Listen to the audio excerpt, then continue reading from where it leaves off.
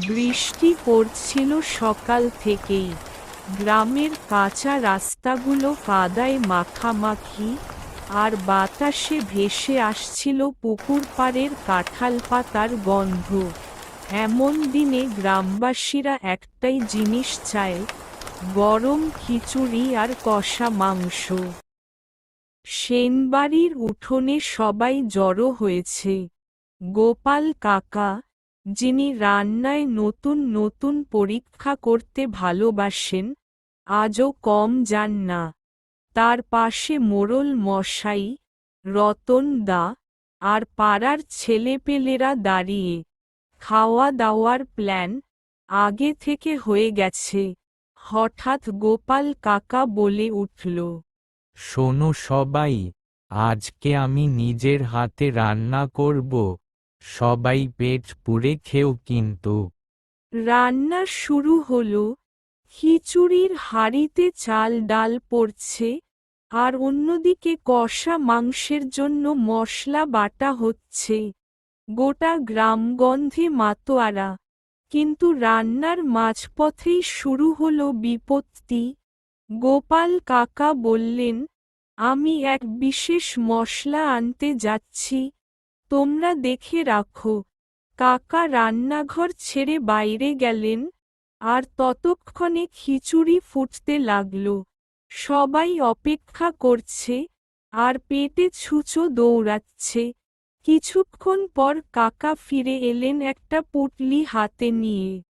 রতন দা গোপাল কাকাকে অবাকভাবে জিজ্ঞেস করলেন, গোপাল কাকা, তোমার ওই পুটলিতে কি আছে গো? গোপাল কাকা তখন একটু গম্ভীরভাবে বললেন, এই পুটলিতে এক বিশেষ ধরনের মশলা আছে, যা আমি খিচুড়িতে আর মাংসতে দেব।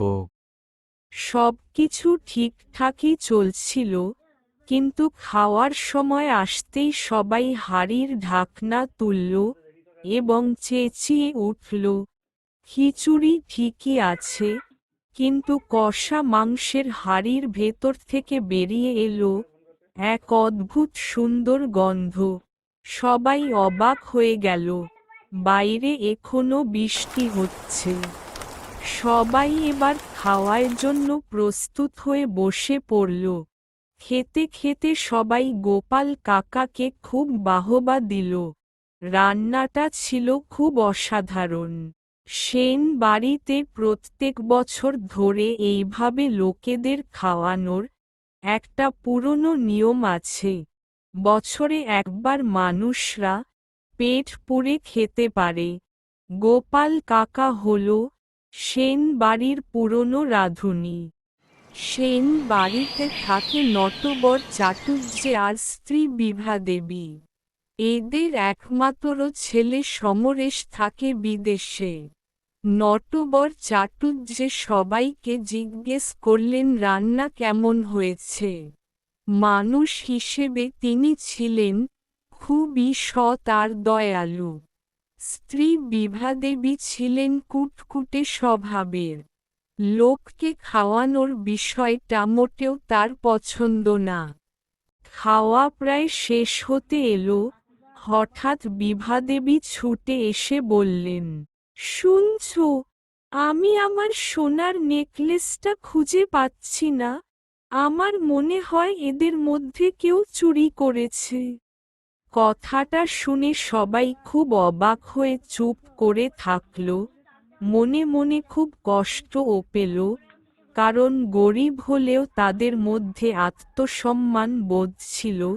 নটবর বাবু তখন গম্ভীর গলায় বললেন, তুমি আগে ভালো করে খোঁজো, আগের মতো আবার বাথরুমে ফেলে আসনি তো? বিভাদেবী তাড়াতাড়ি করে বাথরুমে দেখতে গেল। গিয়ে দেখল বাথরুমেই পড়ে রয়েছে তার নেকলেসটি। তিনি খুব লজ্জিত বোধ করল ও সবার কাছে ক্ষমা চাইল। সবাই খুব অস্বস্তি অনুভব করছিল এতক্ষণ। সবাই খেয়ে উঠে বাড়ি চলে গেল। এইভাবে সুন্দর এক আনন্দময় মুহূর্ত খারাপ হয়ে গেল। নমস্কার বন্ধুরা, আমি গোপাল কাকা বলছি। এই সুন্দর গল্পটি থেকে আমরা শিখলাম, কোনো কিছু ভালো করে যাচাই না করে কাউকে সন্দেহ করা একদম উচিত নয়। আমাদের গল্প যদি আপনাদের ভালো লেগে থাকে তাহলে প্লিজ চ্যানেলটিকে সাবস্ক্রাইব, লাইক, কমেন্ট ও শেয়ার করে আমাদের পাশে থাকুন।